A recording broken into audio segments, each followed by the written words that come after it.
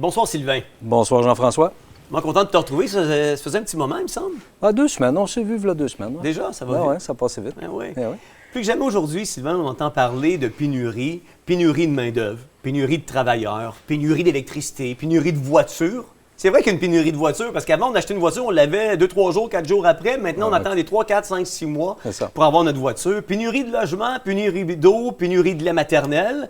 Alors, moi, j'ai des petits-enfants. Ouais. Nos filles ont accouché dernièrement, puis on a couru comme jamais du lait maternel. Pénurie de médicaments, puis je pourrais continuer la liste de pénuries. Ouais. Dans une entrevue donnée à André Barkov de Sud Radio, Charles Gave a parlé d'une société de contraintes et d'économie de pénurie qui représentait cette nouvelle réalité aujourd'hui. On en écoute un extrait, puis j'aimerais ça qu'on puisse commenter par la suite. Si vous voulez prendre le pouvoir en tant que superclasse et l'exercer sur la majorité de la population, il faut baser ça sur la contrainte. C'est une société de contraintes qu'il faut. Et donc, si vous organisez une guerre, une pénurie d'énergie, tout ce que vous voulez, à ce moment-là, le roi du monde, c'est celui qui distribue les tickets de rationnement. Mmh. Ouais. Et leur but, c'est de créer une économie qui sera une économie de pénurie et où eux distribueront les tickets de rationnement parce que ce sont les chefs. Mmh. Et donc, ils permettront... Et dans un ticket de rationnement, si vous voulez, le distributeur de tickets, c'est quand même le roi du monde. Dans une économie capitaliste et libérale qui fonctionne bien, il n'y a pas de roi du monde, c'est la concurrence, vous déposez... Donc, derrière ces gens-là, il y a une vision du monde qui est celle de... Il y en aura passé pour tout le monde. Il faut qu'on tue les gens quand ils sont vieux, parce qu'ils ne servent plus à rien. Et je vous ferai paraître que partout en Europe, on est en train de faire passer des législations pour l'euthanasie. Cette classe-là a décidé que, dans le fond, qui est un peu une classe mondiale d'ailleurs, elle a décidé que, dans le fond, le peuple sentait mauvais. Qu'il était embêtant, qu'il les empêchait, que vous savez. Il servait à rien, quoi. Voilà, il servait à rien. Il servait à rien. Il servait à rien, c'est ce qu'on vous dit d'ailleurs dans l'intelligence artificielle. Une fois qu'on aura l'intelligence artificielle, on n'aura vraiment plus besoin de vous. Il y a une haine chez ces gens-là, profonde, des petites gens. Et le but... Vous pensez que c'est ça le moteur de base? C'est ça le moteur de base. Parce qu'ils savent qu'en fait, entre la base du christianisme, si vous voulez, qui était la base de notre civilisation, c'est que Dieu ne sait compter que jusqu'à 1. C'est-à-dire qu'il n'y a pas de différence entre vous, Macron, on est tous complètement individuels et il n'y en a pas un qui est meilleur que l'autre, quoi. Donc c'est une espèce d'égalité dans l'œil de Dieu qui est incroyable. Eux, ils trouvent qu'ils sont beaucoup mieux que les autres.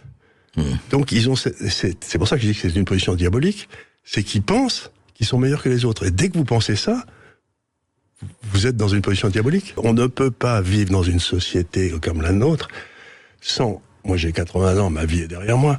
Mais il y a tous ces gars qui ont la vie devant eux. Vous devez leur expliquer ce que c'est que pour être heureux, il faut être libre. Et donc, quand vous discutez de ça, vous avez 2 choses dont vous devez parler. D'abord, c'est les libertés pratiques. La liberté de culte, la liberté de réunion, la liberté, toutes les libertés. D'expression, etc. Ça, c'est absolument essentiel. Les libertés... Et ensuite, une fois que les libertés sont établies, vous devez réfléchir à ce que c'est la liberté, avec un grand L. Et c'est ce que j'essaye de faire dans le dernier chapitre. Et là, une fois de plus, vous retrouvez le christianisme. Tout ça, si vous voulez, ça a été un corps de doctrine qui date de la Reine Jeanne, si j'ose dire, qui est très ancien dans l'Église, dans l'Europe, et qui nous a amené à tous les progrès qu'on a fait. Et c'est ce corps de doctrine qu'on veut détruire, qu'on est en train d'essayer de remplacer par... une espèce de théocratie des savants. Des experts, etc. Et ça n'est pas ça l'essentiel. C'est-à-dire, ce que j'essaye de dire, c'est le but dans la vie, c'est d'essayer de comprendre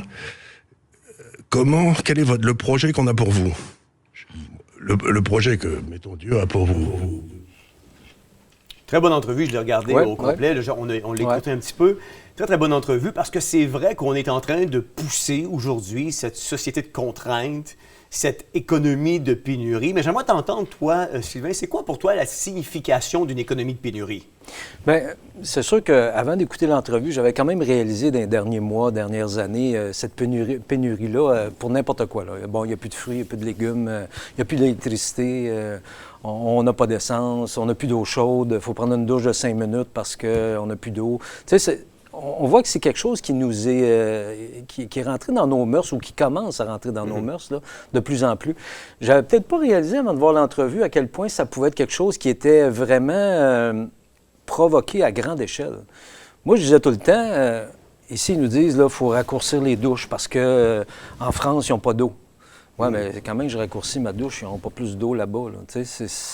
Il y a un illogisme dans lequel on embarque, il faut faire attention à tout, mais on n'est pas en Californie où ils n'ont pas d'électricité. Ici, on en a. Pourquoi on se prive à l'excès pour un pays que ça ne changera rien qu'on se prive ou pas? Là.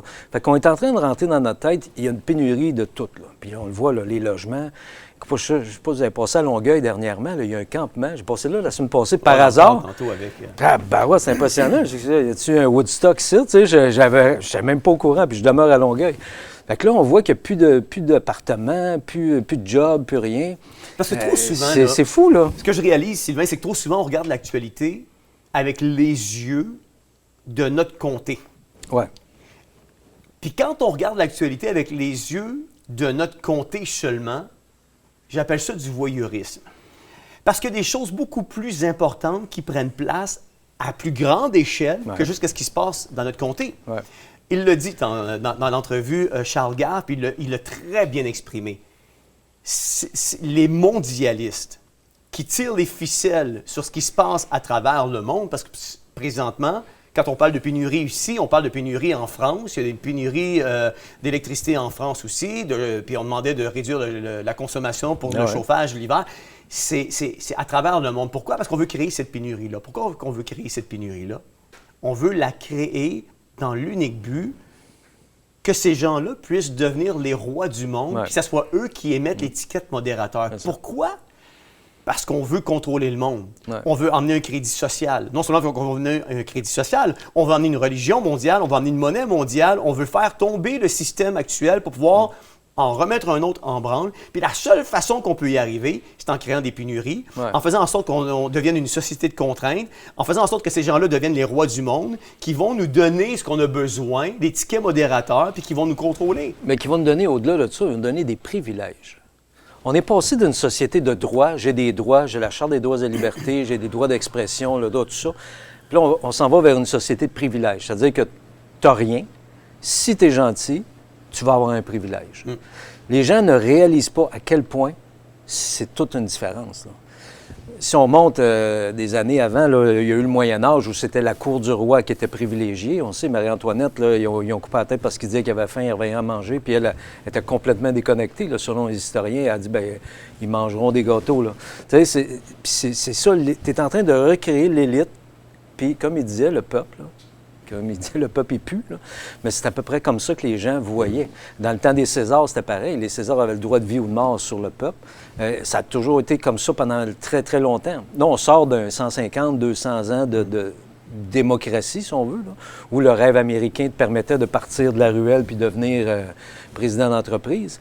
Mais là, on voit que c'est comme si là, ils sont en train de reprendre ce pouvoir-là. Le rêve américain, il ne passera plus par la libre entreprise, ça, c'est sûr. Il va passer par le privilège. Oui, exactement. Et moi, je me souviens d'une phrase que le professeur Étienne Vernaz, dans une des premières entrevues qu'on avait eues avec lui ici à Théovox Actualité, ça, c'est le professeur qu'on a à l'occasion, qui vient de la France, qui est un de nos correspondants en France, qui disait « Satan déteste la créature ou la création de Dieu parce que l'être humain est créé à l'image de Dieu. » Donc, c'est quand il parle de plan diabolique, c'est réellement un plan diabolique parce qu'il est poussé par Satan, ce plan-là, pour détruire la créature ou la création de Dieu, dont l'être humain, parce qu'il déteste l'être humain. Donc, c'est extrêmement diabolique. Fait qu'on revient tout le temps à la même chose. Fait que, tu comprends? Fait que quand on regarde la nouvelle qui semble anodine et locale, puis qui peut dire « Aïe, aïe, on manque d'électricité » ou « Aïe, aïe, il y a une pénurie de la maternelle » ou « Aïe, aïe, il y a une pénurie de voitures » ou « Aïe, aïe, il y a une pénurie de ci ou de ça »,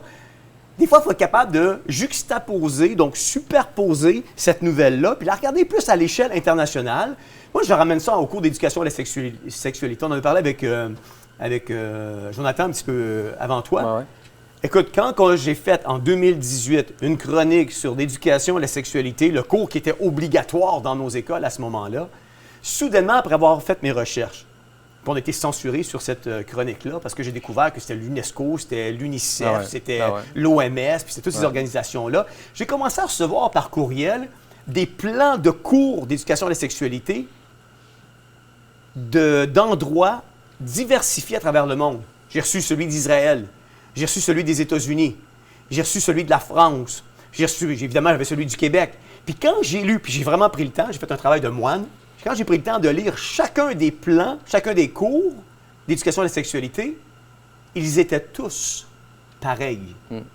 Unilatéralement, ce qu'on enseignait à nos enfants, c'était la même chose que tu sois ici, aux États-Unis, en Europe ou en Afrique, là. Donc, souvent, on ne prend pas le temps de regarder ma nouvelle locale, comment elle a un reflet ou une influence à l'échelle internationale. Puis si on prenait le temps de le faire, on réaliserait qu'il y a un plan ODD, les Objectifs de développement durable, un plan 2030 qui est à l'horizon, dans lequel on travaille d'arrache-pied pour le faire arriver, puis faire en sorte que ce plan-là puisse être exécuté. Ouais. C'est ça qu'on voit. Oui, effectivement. Puis on voit que partout en haut, ça se regroupe. Là. Ouais. Tu sais, le plan vient de la même place. Puis encore là, on nous parle d'éducation sexuelle. Moi, je pense que normalement, tous nos jeunes devraient être éduqués sexuellement. C'est pas normal, tu arrives à 16 ans, tu tombes enceinte, tu ne sais pas pourquoi. Tu sais, je pense qu'il devrait avoir une éducation sexuelle, mais faite par les parents, par la famille, ou quelque chose qui est...